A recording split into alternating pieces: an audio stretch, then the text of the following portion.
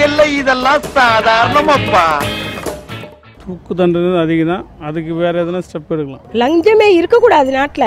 எனக்கு ஏற்றுக்குள்ள கருத்து இல்லை. கண்டிப்பாக தண்டிக்கப்படணும் அவங்கெல்லாம். கண்டிப்பாக சரிதான். சரிதான், அது செய்கிற தப்பு தான். கண்டிப்பாக அந்த தீர்ப்பு தான் சரி. கண்டிப்பாக தரலாம், அவசியம் வேணும். லஞ்சம் கொடுக்கறது குற்றம் முதல்ல. கண்டிப்பா அது சரி சார். சொல்ல போனால் வாங்குறவங்களை விட கொடுக்குறவங்க தான் அது நம்ம தண்டிக்கணும். அது நம்ம நாட்டு ப்ரொசீஜர் அந்த மாதிரி இருக்குது தலைவர். அவங்க எப்போ சேர்ந்தாங்களோ சேர்ந்ததுலேருந்து அவங்களோட சொத்துலாம் பறிமுதல் பண்ணிடணும் ஃபுல்லாக. அந்த அதிகாரி வந்து நம்மளுக்கு கிடையாது. அது கடவுளாக படித்தது உயிர் வந்து நம்ம எடுக்கிறதுக்கு யாராலும் நம்ம சொல்ல முடியாது. ஒரு 10 வருஷமோ 5 வருஷமோ 20 வருஷமோ உள்ளே போடலாம். தூக்கு தண்டனை வேணான்றோம். இதை ஒன்று கடுமையான செயல்கள்லாம் நம்ம நாட்டில் நடக்குது. முதல்ல அதுக்கு ஒரு தண்டனை கொண்டு வரட்டும். ஏன்னா வந்து சின்ன பசங்களை வந்து கற்பழிக்கிறது அந்தமாரி ஒரு சம்பவத்துக்கு தூக்கு தண்டனை கொண்டு வந்தால் வரவேற்கத்தக்கது.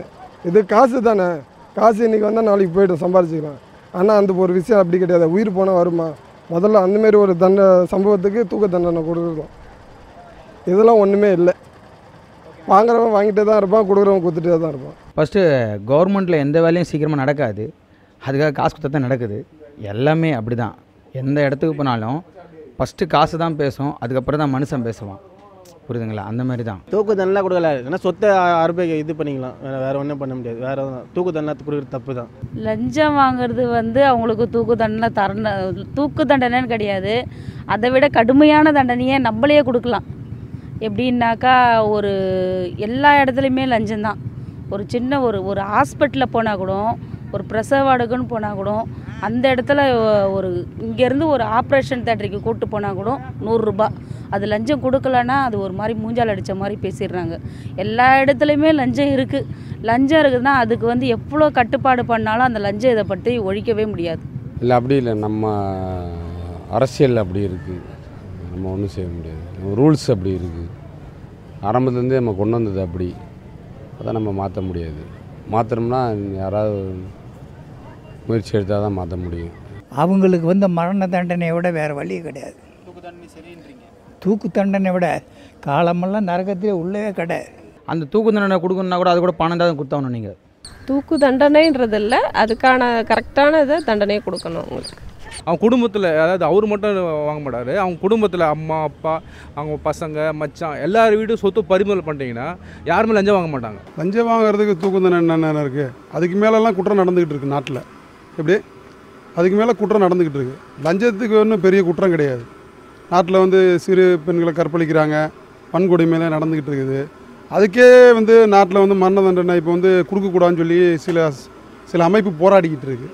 அதனால் லஞ்சத்துக்கு ஒன்றும் பெருசாக கொடுக்கணும்னு அவசியம் கிடையாது. லஞ்சத்துக்கு சட்டமும் காவல்துறை கடுமையாக்குனா லஞ்சம் ஒழிக்கலாம், ஆஃபீஸருங்கெல்லாம் ஒழிக்கிறதுக்கு வாய்ப்பு இருக்குது. மற்றபடி இதுக்கு ஒன்றும் பெருசாக நீங்கள் தூக்கு தண்டனை கொடுக்கணும்னு அவசியம் கிடையாது. தூக்கில் போகிறது அப்படின்னு பார்த்தீங்கன்னா கற்பழிப்பு எவ்வளோ பெரிய விஷயம்லாம் நடக்குது. அவ்வளோ பண்ணாலும் கற்பழிப்புலாம் நடந்துட்டு இப்போ இந்த என்ன சொல்லுவாங்க, சின்ன பசங்கள்லாம் ரேப் பண்ணுறது அந்த மாதிரி விஷயம்லாம் நடக்குது. அவங்களெல்லாம் தூக்கில் போட்டு கூட இன்னும் அதெல்லாம் நடந்துட்டு தானே இருக்குது. லஞ்சம் வாங்குறதும் தூக்கில் போட்டால் அதுவும் நடக்க தான் செய்யும். யார் அவங்கவுங்களா பார்த்து திருந்தினா தான் மாற்ற முடியும். என்னோட ஆதாயம் சார், லஞ்சம் வாங்குறவங்களுக்கு தூக்கு தண்டனை கொடுக்கூடாது. குற்றம் செய்கிறவங்களாம் விரல வெட்டிடணும். ஆமாங்க சார், கவர்மெண்ட்டு கூட எடுத்து அவங்க கையை நல்லா ஆக்கணும் மொழிஞ்சு.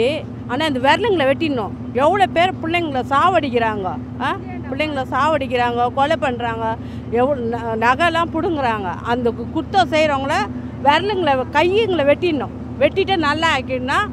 அந்த கை இல்லாமல் இருக்கணும். அவங்க அப்படி தான் செய்யணும். ஒரு தடவை கொடுத்து பார்த்தா நல்லது தான். ஏன்னா அடுத்ததோடு எவனும் வாங்காமல் இருப்பாங்கல்ல. யாருமே லஞ்சம் வாங்காமல் இல்லை. அவன் ஒரு கஷ்டத்தால் அவனுக்கு என்ன பிரச்சனையோ லஞ்சம் வாங்குறான். சரியா, நம்மளும் லஞ்சம் வாங்குவோம். யாருமே நேர்மைலாம் இல்லை. ஏதோ ஒருத்தர் 2 பேர் அந்த மாதிரி இருந்தால் தூக்கு தண்டனைலாம் கொடுத்தா அவ்வளோதான், மொத்த பேரும் சாக வேண்டியதான். ஒரு லிமிட்டுக்கு மேலே பண்ணிட்டாங்கன்னா ஒருத்தர் 2 பேர்த்த கொல்லலாம். விஜயகாந்த் படத்தில் வருது பார்த்தீங்களா, அந்த மாதிரி போட்டு தள்ளலாம். ஆனால் எல்லாத்தையும் கொல்றதுங்கிறது ஒருத்தரை கொல்றது எல்லாத்துக்கும் பாடமாக அமையும். அந்த மாதிரி தான் பண்ணணும். அப்படி தான் தண்டனை கொடுக்கணும்னு நான் நினைக்கிறேன். லஞ்சம் வாங்குறோம் கொடுக்குறோன்னா அதில் இப்போ உள்ள காலத்தில் அதுதானே கொடுக்குறது மாதிரி இருந்தால் தானே எந்த வேலையும் கிடைக்கிது. அதுக்காக தூக்கு தண்டனை போடலாமா? தண்டித்து அனுப்பிவிட இது போட்டு சத்தம் போட்டு அனுப்ப வேண்டியது. அதுக்காக தூக்கு தண்டனைலாம் போடக்கூடாது. தூக்கு தண்டனை இல்லைன்னு வச்சிங்களேன், நிறைய அஃபென்ஸ் நடந்து தான் இருக்கும். அது இப்போ ஒரு கொலை பண்ணுறான்னா அவனுக்கு தூக்கு தண்டனை கொடுத்தாதான். அவன் மறுபடியும் நான் 5 நாளில் ரிமாண்டில் போயிட்டு 10 நாளில் 15 நாளில் வெளியே வந்து மறுபடியும் கொலையை பண்ணுறான் அவன்.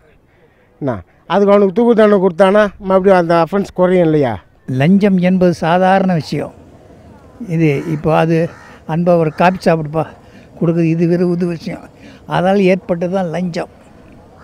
நீ எனக்கு ஒரு உதவி செய்கிறேன்னு வச்சுக்க, இந்த ஒரு 10 ரூபா வச்சுக்க, போய் காப்பி சாப்பிடு அப்படின்னு சொல்கிறோம். இதுக்கு லஞ்சம்னு பொருள் இல்லை, அது சந்தோஷம். லஞ்சம் என்பது ஆயிரக்கணக்கில் கோடிக்கணக்கில் நடக்குது, அது மக்களுக்கு தெரியாது. சாதாரண 10 ரூபாயிலிருந்து தான் அது 10 கோடியாக பெருகுது. இப்படி தான் படிப்படியாக மேல் மட்டத்தில் போகும்போது அது லஞ்சமாக மாறி போகுது. அது இயற்கை அன்று தொட்டு இன்று வரை நாட்டில் நடந்துக்கிட்டு தான் இருக்குது. ஏன்னா 80% பேர் லஞ்சம் வாங்கிட்டு தான் இருக்காங்க. அப்போ எல்லாத்தையுமே தூக்கில் போட வேண்டியது வந்துடும். அதனால அது அவங்கவுங்களே மனசாட்சிப்படி யாருக்கிட்ட வாங்கலாம், இருக்கிறவங்ககிட்ட வாங்கலாம், தப்பில்லை. இல்லாதவங்ககிட்ட விட்டுறணும். இல்லாதவங்கள தொந்தரவு பண்ணக்கூடாது, கொடுத்தா தான் செய்யணும், தொந்தரவு பண்ணக்கூடாது. அப்போ தான் மக்கள் வந்து சுதந்திரமாக வாழ்வாங்க. மக்களுக்காக தான் அரசாங்கம். அதனால் அரசாங்கம் தான் இதையெல்லாம் கண்டுக்கணும். நான் கூட பாஸ்போர்ட் எடுக்கிறதுக்காண்டி போனேண்ணா, 200 ரூபா லஞ்சம் வாங்கி தானே பாஸ்போர்ட்டே தந்தாங்க. வெரிஃபிகேஷன் போலீஸ் வெரிஃபிகேஷனே போச்சு. லஞ்சம் கொடுக்குறவங்கள வந்து தூக்கு தண்டனை கொடுக்கணும். அதுக்கப்புறம் வேணால் இவங்களுக்கு கொடுக்கலாம். வாங்குறவங்களே இந்த லஞ்சம் வாங்கினாங்கன்னா அப்போ எப்படின்னா தூக்கு தண்டனை இருக்க முடியும்? சொல்லுங்கள் நீங்களே. தூக்கு தண்டனைன்றது அவருக்கு மட்டும் தர ஒரு தண்டனையாக இருக்காது, அவங்க குடும்பம் அதனால் பாதிக்கப்படும். தண்டனைன்றது ஒரு மனுஷனுக்கு தண்டனை இல்லை, அது அவங்க குடும்பம் தண்டனை தான். ஒரு நாடுன்றது ஒரு குடும்பத்தோட வளர்ச்சியை பார்க்கறதாண்டி ஒரு தனி மனுஷனுடைய வளர்ச்சியை பார்க்கல. தண்டனைன்றது ஒரு ஆயுள் தண்டனை கூட போடலாம், தூக்கு தண்டனை தவறு. தூக்கு தண்டனை கொடுக்குறவங்களுக்கே காசு கொடுப்பாங்கண்ணா அவங்க, அதனால தான் அவங்க வேணாங்கிறாங்க லஞ்சம் வாங்குறாங்க. ஏன்னா அவங்க பணம் கொடுத்து லஞ்சத்துக்கு மேலே லஞ்சம் கொடுத்து எல்லாத்தையும் ஒழிச்சிடுறாங்க. நீங்கள் எக்ஸாம்பிள் ஒன்று பார்த்தீங்கன்னா இங்கே செக்ஷுவல் ப்ராப்ளம் நிறைய நடக்குது. டெல்லியில் ஒன்று தான் நடந்தது, அதுக்கப்புறம் அங்கே ப்ராப்ளம் இல்லவே இல்லை. அதுக்கான நீங்கள் என்ன நினைக்கிறீங்க? நடந்துச்சுன்னா தூக்கு தண்டனை கிடையாது, மிஞ்சு போனால் கோர்ட்டில் கூப்பிடுவாங்க, அவ்வளோதான். இதே நீங்கள் ஏதாச்சும் ஒரு தண்டனை கொடுத்து பாருங்கள், அந்த செக்ஷுவல் ப்ராப்ளம் இருக்கவே இருக்காது. கொடுக்காத வாங்கக்கூடாதுன்னு சொல்கிறாங்க, ஆனால் தெரியாமல் நடக்கிறது எவ்வளோன்னு யாருக்கு தெரியும்? நம்மளும் தெரியுமா? நம்ம ஏதோ பேசுகிறோம், கேட்குறோம், ஏதோ டிவியில் வரக்கு நல்லா இருக்கிறோன்னு சொல்லிட்டு தான் பேட்டி கொடுக்குறோம், அவ்வளோதான். அது பண்ணினா தான் அடுத்தவங்க பயப்படுவாங்க, லஞ்சங்கிறது ஒன்று ஒழியும். இல்லை கொஞ்சம் குறையலாம் இல்லை, எவ்வளோ எல்லாம் காசு, எதுலேயும் காசு, எல்லா இனத்திலையும் காசு. என்ன அனைத்து விஷயம், எந்த ஒரு விஷயமா இருந்தாலும் சரி, வேலை வாய்ப்புலாம் படிச்சுட்டு எல்லா எக்ஸாம் எழுதுகிறோம், எல்லோரும் வேலைக்கு போக முடியல, காசு கொடுக்குறவங்க போயிடுறாங்க, நல்லா படிக்கிறவங்க போகவே முடியல. ஆனால் லஞ்சம் ஒழிஞ்சால் இயற்கை ஏழை குடும்பத்துலேருந்து நிறைய பேர் வேலைக்கு போகலாம். கொடுக்குறவங்க எந்த அளவுக்கு இந்த உலகத்தில் இருப்பாங்களோ அந்த அளவு லஞ்சம் வாங்க தான் செய்வாங்க.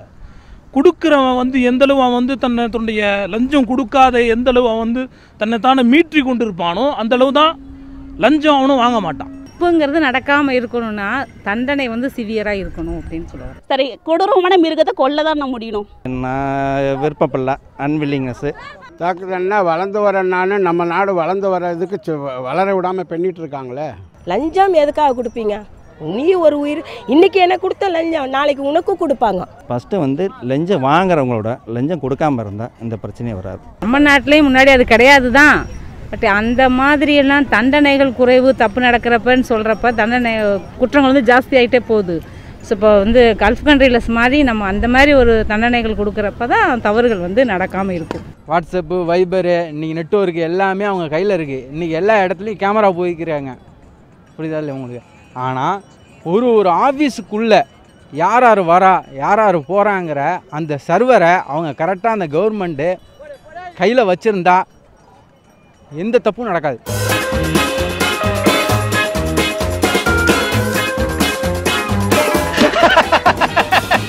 அரசியல்ல இதெல்லாம் சாதாரணமாப்பா.